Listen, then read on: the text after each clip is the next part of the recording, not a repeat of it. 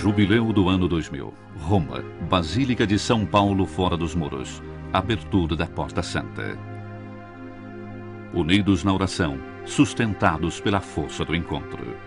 O Papa de Roma, João Paulo II, o metropolita ortodoxo Atanásio, o arcebispo anglicano George Carey, abrem a 6 mãos aquela que será chamada Porta do Ecumenismo. É o sinal tangível de um caminho ecumênico, iniciado muitos anos atrás. 2 são os eventos históricos dos quais se irradia o caminho ecumênico: o Concílio Ecumênico Vaticano II e o extraordinário encontro na Terra Santa entre o Pontífice Paulo VI e o Patriarca de Constantinopla, Atenágoras I. 11 de outubro de 1962. É o vento do concílio, o concílio do Papa João. 2.778 participantes foram convidados e assistiram aos trabalhos. Ortodoxos, luteranos, anglicanos, evangélicos, quáquers, metodistas. Até mesmo 2 observadores da Igreja de Moscou. É o primeiro encontro desde séculos de cismas. A Basílica de São Pedro jamais havia hospedado coisa semelhante.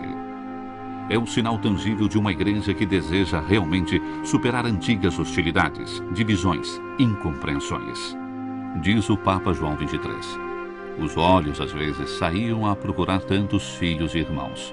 Descobrindo o vosso grupo, as vossas pessoas em particular, encontrei uma razão de conforto por causa da vossa presença.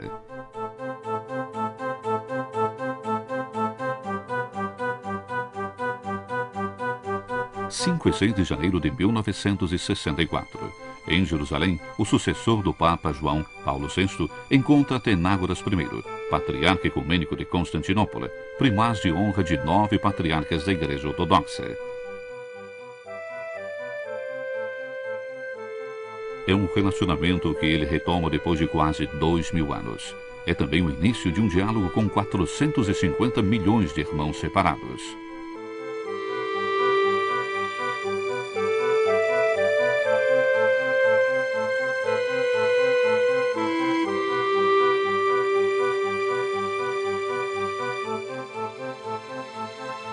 Benedicat vos omnipotens Deus, Pater, et Filius, et Spiritus Sanctus. Amém.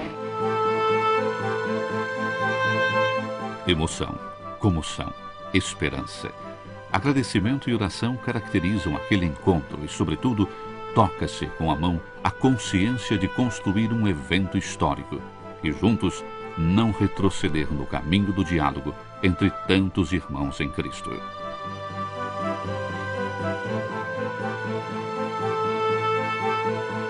Disse Atenágoras I.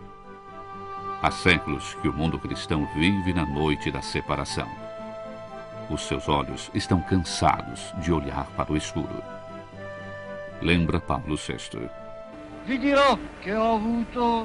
Eu vos digo que tive a grande alegria, nesta manhã, de abraçar, depois de séculos e séculos, o Patriarca Ecumênico de Constantinopla, de trocar com ele palavras de paz, de fraternidade e de desejo de unidade, de concórdia e de honra a Cristo e de serviço à humanidade. Esperemos que esses inícios deem bom fruto, que a semente germine e chegue à maturação. Recebei agora a minha bênção, em nome do Pai, do Filho e do Espírito Santo. Louvado seja nosso Senhor Jesus Cristo.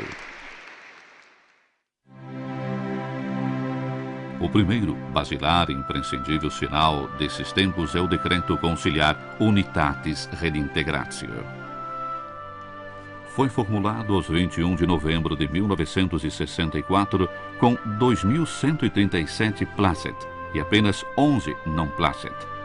É, de fato, o ato oficial com o qual inicia o compromisso ecumênico da Igreja Católica, a qual abandona sua tradicional posição de expectativa de retorno em seu seio dos não-católicos e declara de se comprometer com o restabelecimento da unidade entre todos os cristãos.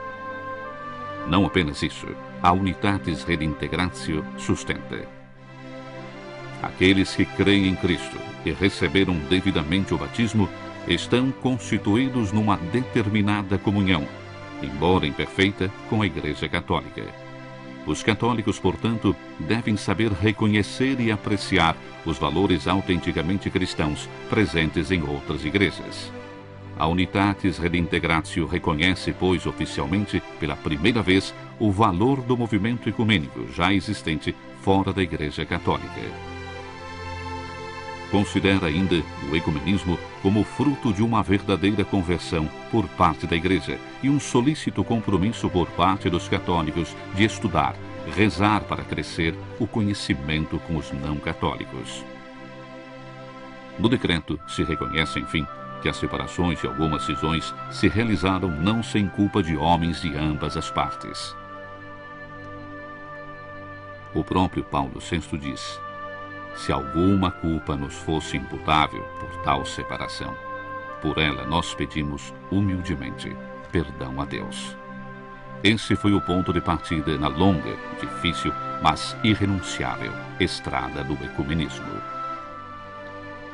Poucos meses depois daquele histórico documento, de 25 a 27 de agosto de 1965, inicia o diálogo teológico entre a Igreja Católica e a Federação Luterana Mundial, o encontro do Grupo Misto em Estrasburgo. Finalmente, o processo de conhecimento recíproco foi iniciado. Teólogos, religiosos, homens de cultura deixam de lado desconfianças e suspeitas e se encaminham pela estrada do diálogo, de uma experiência comum de fé e de oração. Oscar Cullmann, pastor aposentado francês, professor da Universidade de Basileia e da Sorbonne, é um deles. Afirma: é um privilégio particular ter participado como hóspede pessoal e observador protestante do Concílio Vaticano II e ter vivido o dia a dia dos padres conciliares.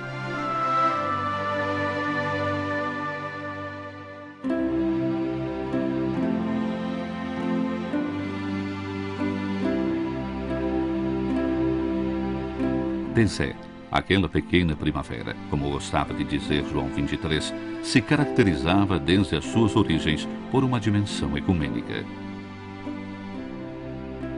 Roger Schultz, de origem suíça, nasceu em uma família protestante. Em 1940, deu início à comunidade de Thésée, minúsculo lugarejo não longe de Citeaux e mais perto ainda de Cluny.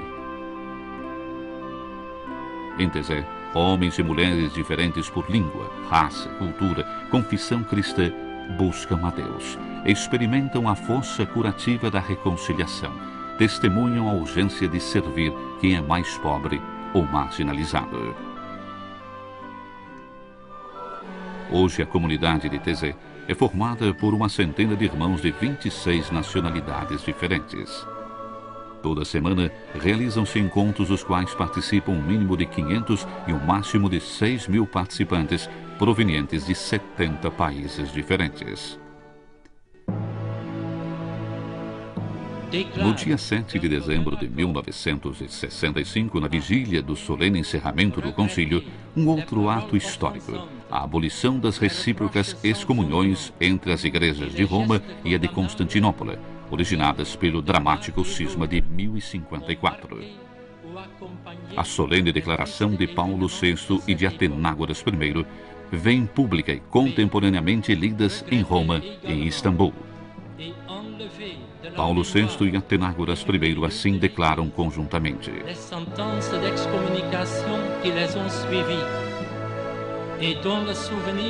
queremos cancelar da memória e do seio da Igreja as sentenças de excomunhões de 1054, cuja recordação foi, até os dias de hoje, um obstáculo à aproximação na caridade, e relegá-la ao esquecimento.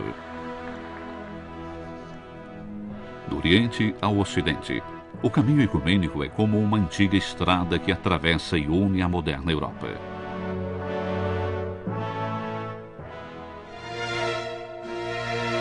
Poucos meses se passam e eis um outro evento histórico. Em 23 e 24 de março de 1966, Michael Ramsey, arcebispo de Cantuária, primaz da Igreja da Inglaterra, presidente da Comunhão Anglicana, está em Roma. É a primeira visita oficial destinada a sancionar o início do diálogo teológico e da colaboração entre as duas igrejas. Paulo VI acolhe o insigne hóspede com essas palavras: os seus passos não chegam em uma casa estrangeira. Eles chegam em uma casa que Vossa Excelência, para sempre, por válidos títulos, pode dizer que é também sua. Estamos felizes por abrir-vos as portas, e com as portas abertas, o nosso coração. Na conclusão da oração na Basílica de São Paulo, foi lida uma declaração conjunta. Na saída, um gesto imprevisto, espontâneo, de extraordinário valor simbólico. Paulo VI tira o anel e coloca ele mesmo no dedo do arcebispo Ramsey, em sinal de estima e de amizade, quase como penhor da fraternidade reencontrada. Como foi imprevisto e espontâneo, no dia anterior, o gesto do primaz de ajoelhar-se diante do Papa na audiência particular.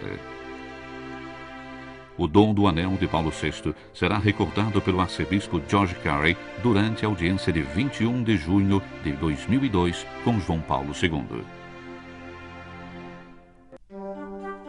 O caminho ecumênico prossegue com outros momentos comuns, como o encontro entre a Comissão do Conselho Mundial das Igrejas, que reúne 342 igrejas e comunidades eclesiais, e o Centro Unité Chrétienne de Lyon.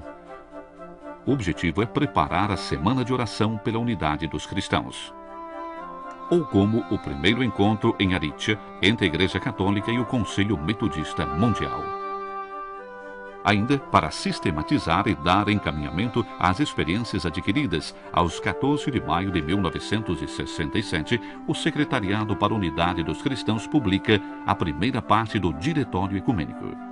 Responsável pelo secretariado é o padre jesuíta Cardeal Agostinho Beia. O Secretariado para a Unidade dos Cristãos tinha sido instituído em 1960 por João XXIII e em 1988 será transformado no Pontifício Conselho para a Promoção da Unidade dos Cristãos. Até hoje, trabalha com a finalidade de desenvolver uma atividade permanente de conhecimento, de diálogo e de permuta. O Diretório Ecumênico reconhece, entre outras coisas, a plena validade do batismo, conferido pelas outras igrejas e comunidades eclesiais. Aconselha a oração em comum e permite aos católicos que não têm possibilidade de fazê-lo nas próprias comunidades, de participar da missa e receber a Eucaristia numa igreja ortodoxa, de se confessar com um sacerdote ortodoxo, de compartilhar lugares de culto com sacerdotes, ministros e comunidades que não estejam em plena comunhão com a Igreja Católica e que se encontram em situações de necessidade.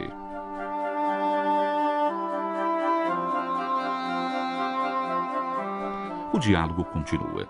De 3 de maio de 1967, Paulo VI encontra na Capela Sistina o Catholicos Corém I, patriarca da Igreja Apostólica Armênia. O objetivo desse encontro é refletir juntos sobre a grande questão do congraçamento de todos os cristãos na única igreja desejada por Cristo.